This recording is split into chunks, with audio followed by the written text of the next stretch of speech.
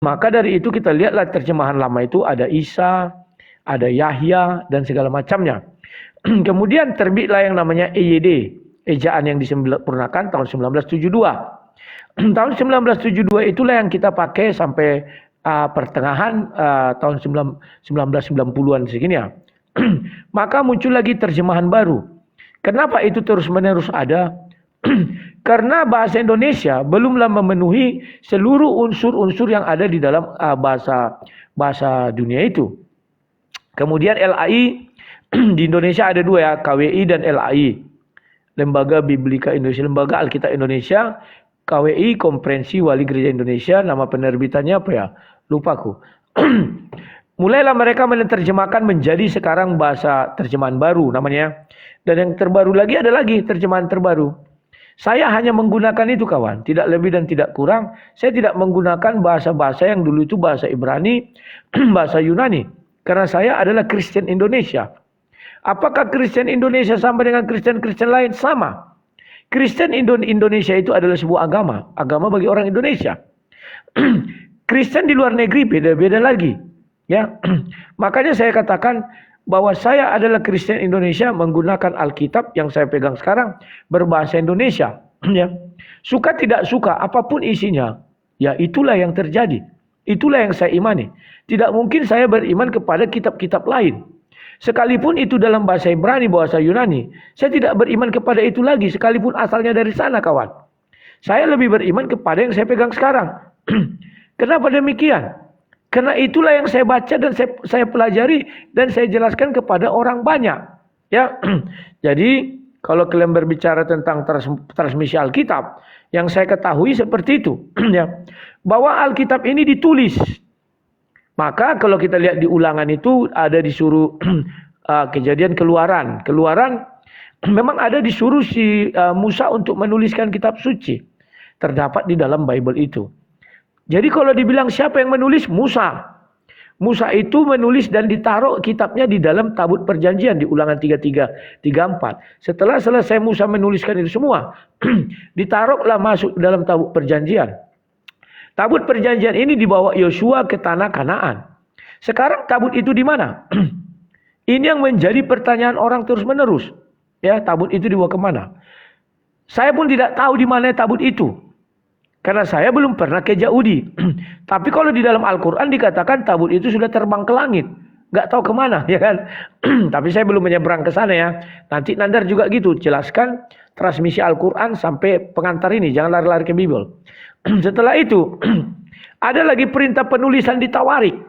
Bahwa dikatakan Alkitab ini tertulis atas ilham daripada Allah Bapa itu. Demikian juga di Perjanjian Baru. Perintah penulisan ada dan perkataan penulisan dari ilham Roh Kudus ada. Ya. Bahkan di Yohanes dikatakan tidak semua peristiwa ini bisa dituliskan. Ya. Penutupnya itu di Yohanes terakhir ya 21 itu. Jadi jelaslah bahwa Alkitab ini dituliskan. Dari mana saya tahu? Dari Alkitab itu sendiri mengatakan demikian. Transmisinya jelas. Ya. Kitab-kitab tuanya jelas. Kalau di Indonesia kitab 1928 masih ada. Saya pernah baca.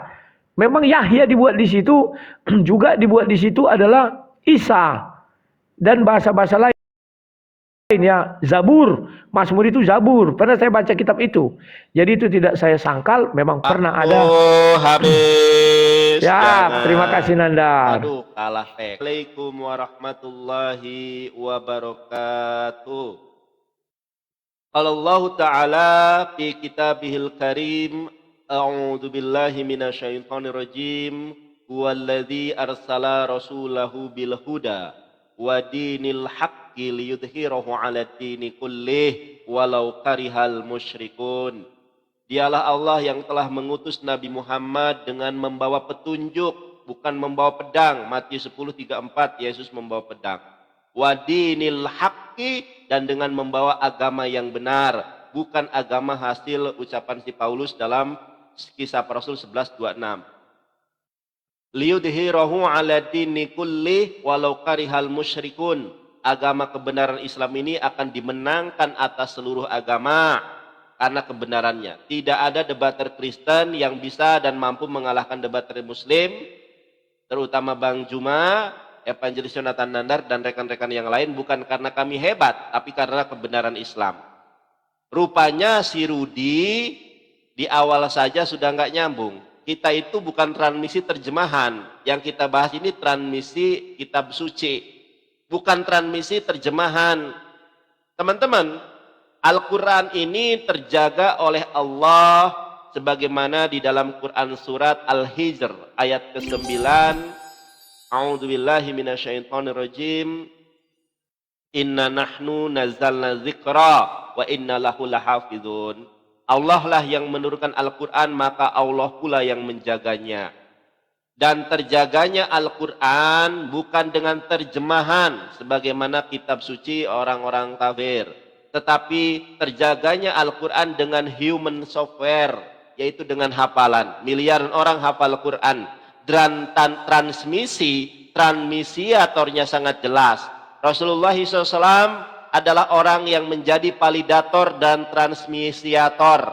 Ketika Rasulullah SAW menghafal Quran, maka Rasulullah SAW menyampaikan kepada para sahabat, dan ketika sampai kepada para sahabat, Rasulullah SAW bersabda, "Baligul ani walau ayah," sampaikanlah dariku walaupun satu ayat. Tetapi kalau Bible tidak punya transmisiator, tidak punya validator. Jangankan kitab suci, agamanya saja tidak punya transmisi. Karena Yesus tidak kenal Kristen. Begitupun